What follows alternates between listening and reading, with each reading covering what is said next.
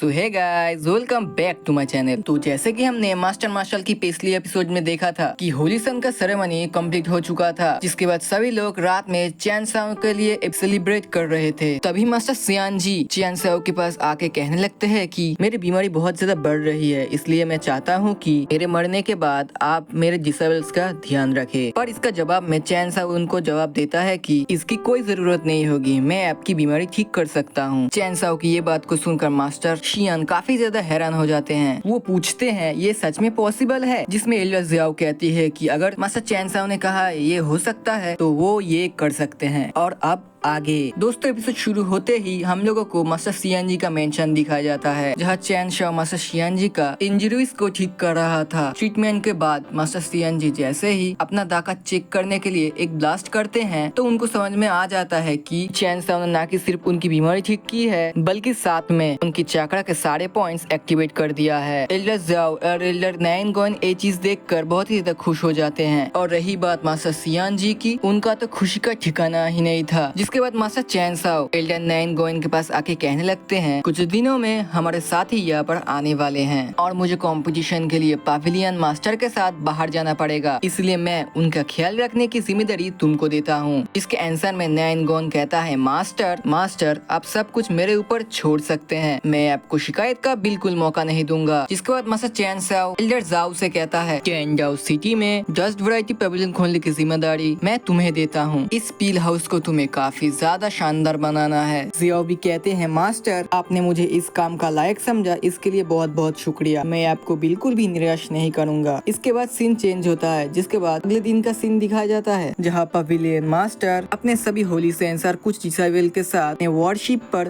बैठ जाते हैं। वो बताती है हमारी ये जर्नी जोनजाओ सिटी तक होने वाली है, जिसका मतलब ये सफर बहुत ही ज्यादा लंबा होने वाला है, इसीलिए उस टाइम का ठीक से यूटिलाइज करने के लिए तुम लोगों को कल्टीवेशन करना चाहिए। और फिर वॉरशिप को आगे बढ़ाने के लिए ऑर्डर देते हैं। पवेलियन मास्टर का वॉरशिप काफी ज्यादा पावरफुल और बड़ा था। फिर हमें चैन शाओ को दिखाया जाता है जो अपने कमरे में बैठकर कल्टीवेशन कर रहा था, जो कि बाकी होलीसन शिप में घूम घूम कर नजारे का मजा ले रहे थे। तभी एक होलीसन कहता है कि इस जगह में हेवन और अर्थ की ट्रू ची एनर्जी है। अब तो मुझे इस बात पर बिल्कुल हैरानी नहीं हो रही है कि चारों रेल्स में ईस्ट कॉन्टिनेंट सबसे बेस्ट क्यों है। तभी पीछे से पवेलियन मास्टर आ जाते हैं, कहते हैं हम लोगों ने ईस्ट कॉन्टिनेंट में एंटर कर लिया है, इसलिए अब से तुम लोगों को और भी सतर्क रहना पड़ेगा, क्योंकि यहाँ पर छोटी छोटी बातों पे लड़ाई हो जाती है। तभी वो होली सोल कहता है पवेलियन मास्टर हम लोग पिल पवेलियन की टीम है और आपका कल्टिवेशन तो मार्शल एम्पायर के पीक में है, तो आखिर हमसे कौन ही टकराएगा। इस पे पवेलियन मास्टर उसको बताता है कि कॉन्टिनेंट में काफी ज्यादा पावरफुल लोग हैं और साथ ही काफी डाकू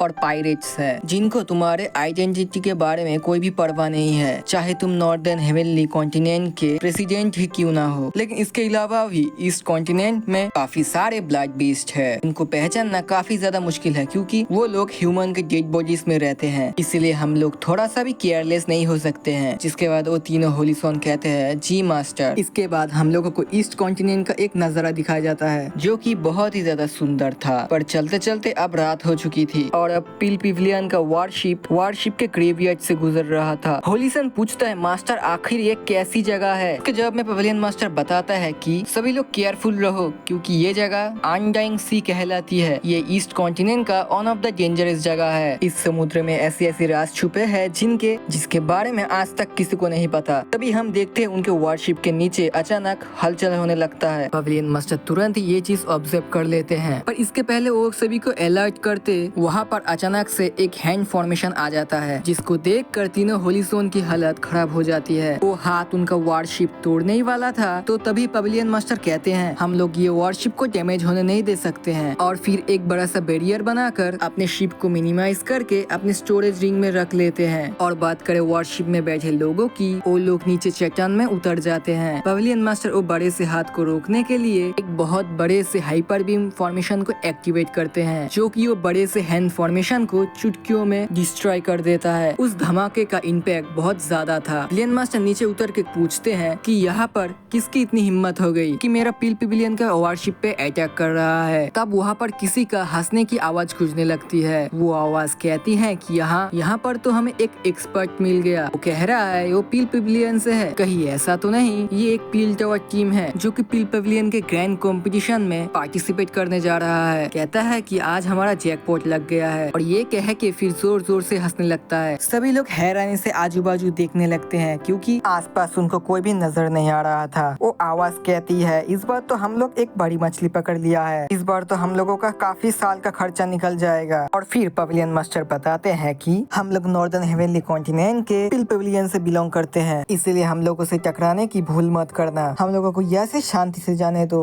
वरना हम लोगों को गुस्सा आ गया तो तुम लोगों को कोई नहीं बचा सकता। तभी फॉग हटता है और हम लोगों को एक पायरेट का टीम दिखाया जाता है जो कि पवेलियन मास्टर की बातों से जोर जोर से हंसने लगते हैं। उनका कैप्टन कहता है कि अच्छा, नॉर्थ हेवनली कॉन्टिनेंट के पिल पवेलियन से आते हो, ये तो हमारे लिए और भी अच्छी बात है क्योंकि हम लोगों को और भी ज्यादा पैसा मिलेगा। फिर अपने साथियों को उन लोगों के ऊपर अटैक करने के लिए कहता है, लेकिन पवेलियन मास्टर उन सभी को अपने एक ही एनर्जी के ब्लास्ट से पटक देते हैं। उनका कैप्टन ये देख के काफी ज्यादा हैरान हो जाता है और कहता है अब तो मुझे ही मैदान में उतरना पड़ेगा। वो सीधे जाकर वो पवेलियन मास्टर के ऊपर एक पावर पंच अटैक कर देता है। पवेलियन मास्टर भी उनके ऊपर पावर पंच से अटैक करता है और जैसे ही उन दोनों का अटैक टकराता है बहुत ज्यादा एनर्जी रिलीज होता है। ओल्ड मैन ये चीज देख के कहने लगता है ये पायरेट्स तो बहुत ही ज्यादा पावरफुल लगता है। ये पवेलियन मास्टर के पावर पंच को बराबरी से रोका है, पर पवेलियन मास्टर इतनी जल्दी से हार नहीं मानने वाले थे। वो उस पायरेट के साथ क्लोज फाइट करने लगते हैं। उन दोनों की ही स्पीड काफी ज्यादा तेज थी और बात करें उन दोनों की ताकत की, वो ताकत दोनों के ही सेम लेवल पर थे क्योंकि जितनी बार वो दोनों टकराते थे इसमें काफी ज्यादा एनर्जी रिलीज होने लगता था। अब वो पायरेट्स अब धोखा करने लगते हैं। उनका एक साथ ही पवेलियन मास्टर के पीछे से हमला करने लगता है। और दोस्तों इसी के साथ आज का एपिसोड यहाँ पे खत्म होता है। अगर आपको मेरा ये एक्सप्लेनेशन और ये वीडियो पसंद आया है